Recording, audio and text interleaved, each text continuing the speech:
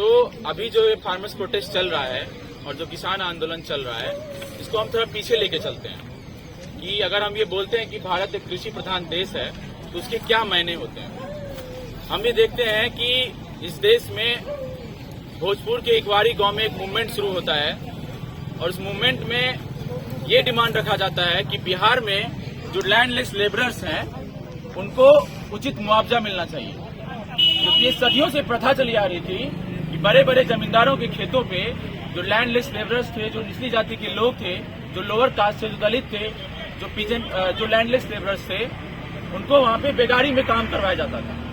उनको वहाँ पे काम करने के एवज में धान और चावल मिलता था और इतना मिलता था कि बस वो खा करके फिर से उनकी खेत पर आकर काम कर सके। और इस शोषण की प्रथा एक लंबे समय से चली आ रही थी और जब बिहार के गांव में इस शोषण प्रथा के खिलाफ एक आवाज उठी तो वहां से एक मूवमेंट चलता है। उस मूवमेंट में हम देखते हैं कि किस प्रकार से जो अपर कास्ट का पूरा एक मिलिशिया चलता है और लोगों का मैसेकेयर होता है। जो भी लैंडलेस लेबरर्स थे उनको अलग अलग मैसेकेयर में मारा जाता है। तो उसी अपर कास्ट मिलिशिया का जो एक संगठन था जिसका नाम है रणवीर सेना और उसके मुखिया ब्रह्मेश्वर, जो कि तमाम बिहार में मैसेकेयर लैंडलेस लेबर्स का किए हैं, उनके जो है वो सरगना थे और सीएचएस में जो है उसके सपोर्ट में कल नारे लगे। ये इस प्रकार की घटना जेएनयू जैसे संस्थानों में हो रही है और ये उनकी मानसिकता को दर्शाता है। हम देखते हैं कि वही लोग हैं जो ब्रह्मेश्वर मुखिया के सपोर्ट में नारे लगाते हैं, आज वो एक जेएनयू इलेक्शन अपडेट्स नाम से ग्रुप बनाए हैं और उस ग्रुप में लोग क्या लिखते हैं कि जो किसान एमएसपी का डिमांड कर रहे हैं उससे देश के बजट पे 10 लाख करोड़ का जो है बोझ आ जाएगा। ये सरासर एक प्रकार का झूठ और अफवाह है। किसान जो एमएसपी का डिमांड रख रहे हैं वो ये डिमांड है कि सरकार केवल जो खरीद कर रही है वो तो कर रही है, लेकिन उसके अलावा तमाम प्राइवेट सेक्टर, कॉर्पोरेट भी किसानों से जो है उसका अन्न खरीदती है, उसका अनाज खरीदती है और उसमें जो प्रोडक्शन होता है उसको खरीदती है। तो किसानों का ये डिमांड है कि इस बात को आप मंजूर कीजिए, कानून से इस बात को आप इंश्योर कीजिए कि इस देश में अंबानी, अडानी और तमाम प्रकार के जो बुर्जुआ लोग हैं, जो कैपिटलिस्ट लोग हैं, जो कॉर्पोरेट लोग जो किसानों से अन्न खरीदते हैं, उनको भी उस एमएसपी के दाम पे जो है किसानों से अन्न खरीदना पड़ेगा। तो ये सरकार के बजट पे केवल जो है बोझ नहीं पड़ेगा, बल्कि उस कॉर्पोरेट जो उस किसानों के अन्न को सस्ते दामों में खरीद करके उससे बड़ा बड़ा मुनाफा कमाते हैं, उस कॉर्पोरेट के खिलाफ जो है एमएसपी नकेल कसने का एक काम करेगा। हम देखते हैं कि जब फार्मर्स प्रोटेस्ट होता है और मोदी सरकार झुकने को तैयार हो जाती है तो मोदी सरकार अचानक एक दिन यूपी इलेक्शन के कुछ दिन पहले जो है वो टीवी पे आती है और बोलती है कि शायद हमारे तपस्या में कहीं कमी रह गई कि हम अपनी बात जो है किसानों तक पहुंचा नहीं पाए।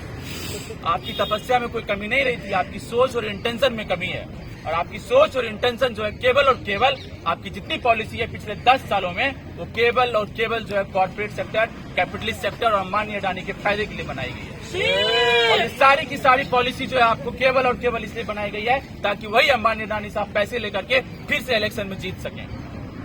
इस सरासर एक जो है मोदी सरकार नहीं है बल्कि ये अडानी सरकार चला रही है और वही जो लोग हैं, ये एक बहुत ही अछूता कनेक्शन है। यही लोग थे जो स्वदेशी का नारा लगाते थे, यही लोग थे जो ये बोलते थे कि हमको स्मॉल सेक्टर को जो है वो प्रोड्यूस करना है, गांव में जो है बाहर से विदेशी फोर्सेस को नहीं लाना है और यहाँ पे जो है गांव के सेक्टर को प्रोड्यूस करना है, अपने जो है हमें जो है स्मॉल सेक्टर के एंटरप्राइजेस लगाने हैं। और आज यही लोग जो है जो बड़े बड़े कॉर्पोरेट को इस देश में घुसने दे रहे हैं, किसानों का लैंड ग्रैब कर रहे हैं। ये सारा तरीका जो पंजाब और हरियाणा के किसानों के साथ हो रहा है वो क्यों हो रहा है? इसके पीछे के बड़े बड़े कॉर्पोरेट सेक्टर के जो है आपको समझना पड़ेगा कि सारा का सारा यही है कि एमएसपी को खत्म कर दिया जाएगा ताकि ये होगा कि जो किसानों की जमीन है वो आसानी से कॉर्पोरेट सेक्टर के लिए अवेलेबल हो सके। बिहार में 2006 में एपीएमसी मंडी एक्ट खत्म कर दिया गया था, वहां पे कोई एमएसपी नहीं मिलता है और आज हम देख सकते हैं कि मैं भी एक किसान परिवार से आता हूँ, मेरे पापा अभी भी खेत में काम करने जाते हैं और उनको अपनी फसल जो है कम से कम दामों में बेचनी पड़ती है। कोई गारंटी ही नहीं है, इवन धान की जो खरीद होती है उसकी भी कोई गारंटी नहीं है कि वो एमएसपी में खरीद हो सके वहां पे, क्योंकि ये तमाम प्रक्रिया यही है कि किसान जो अपनी फसल को इतनी मेहनत से उपजाता है वो एक समय पे मजबूर हो जाए कि गांव के बिचौलियों को और बड़े बड़े बिचौलियों को सस्ते दामों में उसे बेचना पड़े। और ये एक जायज डिमांड है। अगर इस प्रकार की डिमांड को सरकार नहीं मानती है तो ऐसा जैसा छात्र संगठन किसानों के साथ, मजदूरों के साथ और किसानों के साथ जो हमेशा जो है खड़ा रहेगा। इसी बात से अपनी बात को मैं खत्म करता हूं। शुक्रिया। इनकलाब जिंदाबाद।